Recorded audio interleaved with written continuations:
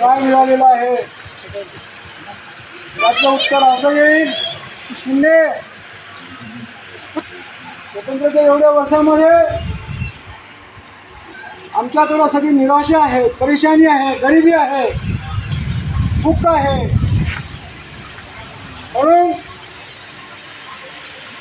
जे शिकलेले मुलं आहेत आणि मुली आहेत, या मुला मुलींना त्यांचं भविष्य चांगलं होण्यासाठी खूप वर्गीकरण झालं पाहिजे.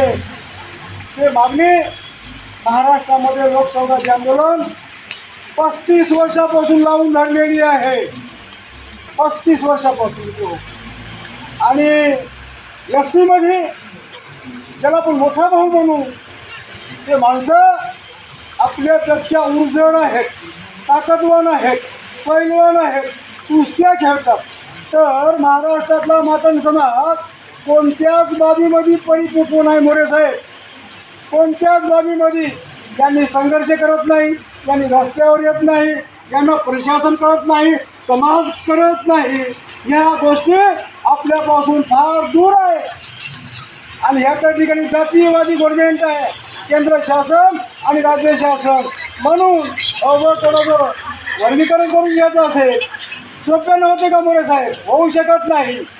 घरामधले हे बाया त्या रस्त्यावर आले पाहिजेत. घरामध्ये असे तरुण पोरं आझाद मैदानाला आले तर ही आपली न्यायाची मागणी आपण समोर ढकलू शकतो.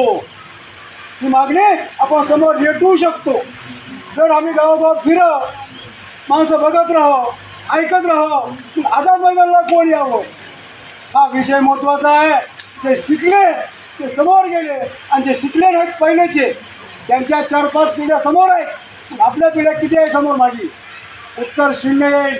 म्हणून महाराष्ट्रातल्या मातंगांना जे दलाल आहेत, चमचे आहेत, जे पाया पडतात, बुके जोडतात, चपल्या उचलतात, असे माणसं महाराष्ट्रामध्ये मातंग समाजाची राजकारण केले आणि करत आहेत चुक्या बनवत महाराष्ट्रामध्ये. जे आम्ही हे आहो ती आहो. तुम्ही नेमकं काय आहो? तुम्ही कोणासोबत आहो? याचं मला उत्तर पाहिजे. ही मागणी कोणाला करू शकते? ते सत्तेसोबत आहे. सत्तेसोबत गाड्या त्यांच्या, पैसे त्यांचे, काही फक्त स्टार प्रचारक. विधानसभा आली, लोकसभा आली, हे आलेत. अरे काय आलेत? आणि ह्यांनी कोणासाठी करत आहेत? त्याचं उत्तर पाहिजे. तुम्हाला माझी विनंती आहे, आजचा काळ आणि आजची वेळ महाराष्ट्रातील मातंग बांधवासाठी अतिशय डेंजर आहे. का डेंजर आहे? ज्यांना हे खरं कळत नाही आणि खोटे कळत नाही. ते वास्तव चित्र आहे. म्हणून सरकारच्या गाड्या अडवा, सरकारच्या रेल्वे अडवा, आणि रस्ते त्यांच्या तुम्ही अडवत नाही तोपर्यंत आपली मागणी मान्य होऊ शकत नाही. देवेंद्र फडणवीसला सोपं आहे का? सोपं आहे का? अजिबात नाही. आपले जेवढे आझाद मैदानाला डोके द्या, माणसं द्या, तेवढे ताकदीनं आपले माणसं जास्त राहतील तर आपला हे न्याय मिळू शकतो. लेकरू लढलं तर मग त्याची थांब वाजवते, हे सगळं चूक तुम्हाला माहीत आहे. लेकरू लढलं ना त्याच्या आईला खायला देते हो, आता लेकरू लढणं गेलं देऊ शकत नाही. म्हणून तुम्हाला माझं आव्हान आहे, या सगळ्या गोष्टी मोरे साहेबांना माहीत आहे आणि ते पांढऱ्या शर्टवाल्याला माहीत आहे चांगलं काय होतं काय नाही. मग पांढऱ्या शर्टवाले मोबाईल तर नेहमीच राहतो, त्यांना खरं सांगायचं याच्या पुढं, खोटं काही ऐकून घ्यायचं नाही. आणि जर कोणी खोटं सांगत असतील ना तर हाकून लावायचं.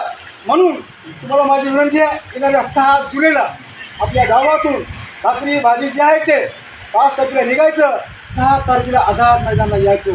त्या ठिकाणी आपली ताकद आणि आपली एकता जोपर्यंत आपण त्याच्या उरावर बसत नाही जाऊन तोपर्यंत आपल्याला न्याय मिळू शकत नाही. म्हणून आपण 6 आपलं 5 तारखेला निघावं आणि 6 तारखेला यावं. सर्वांना माझा जय लवजी, जय हिंद. यानंतरला माननीय आम्हाला माहीत आहे ऊन आहे, प्रचंड पाय भासतात, पुढे येतात. आम्हाला माहीत आहे पावसाळा सुरू झाला आहे, गारपीट होते, वारंवार होते, खूप रिस्क. तरी बी आम्ही का करतो? आम्ही कुठल्याही राजकीय पार्टीचे नाही. जे महाराष्ट्रात जे राजकीय पार्ट्या आहेत आम्ही त्या कुणाही पार्टीचे नाही. जवळपास आम्ही 30-32 वर्षापासून हे मुवमेंट चालू. लोकस्वराज्य आंदोलन एक सामाजिक संघटना आहे. 18 डिसेंबर 2015ला आमच्यावर दिवाळी या दिवशी नागपूरवर लाठीचार्ज झाला होता. लाठीचार्ज मोठ्या प्रमाणात झाल्यानंतर रक्त सांडले, भयान चमडी उडाली, फ्रॅक्चर झाल्यानंतर नांदेड जिल्ह्याचे काही महाराष्ट्रीय कर्मचारी आहेत बोलेरो गाडी घ्यायची. ही गाडी समाजाची आहे. आम्ही 11 जूनला निघालो. त्या गाडीचं डिझेल, ते तुम्हाला दिलेले पॉम्पलेट आणि आमच्या पोटाची भाकर, समाजाच्या घरातली भाकर मागून घेता, समाजाच्या खिशातला रुपया घेऊन पॉम्पलेट आणि गाडीचं डिझेल करतो. म्हणजे आपली लढाई, आपलं आंदोलन समाजाच्या कष्टावरल्या पैशानं आणि समाजाच्या भाकरीवर चालू आहे. म्हणजे कोणाचं बी आपल्याला या ठिकाणी निरीक्षण राहणार नाही की कोणी आपल्याला ऑर्डर करू शकत नाही. आणि म्हणून त्या समाजाची भाकर खातो, ज्या समाजात जन्मले, या समाजाचं एक देणं लागते, ऋण लागते, म्हणून आपण हे काम करतो. आज जवळपास सोलापूर जिल्हा महाडाला रात्री मुक्काम होता. आणि आज आपल्या या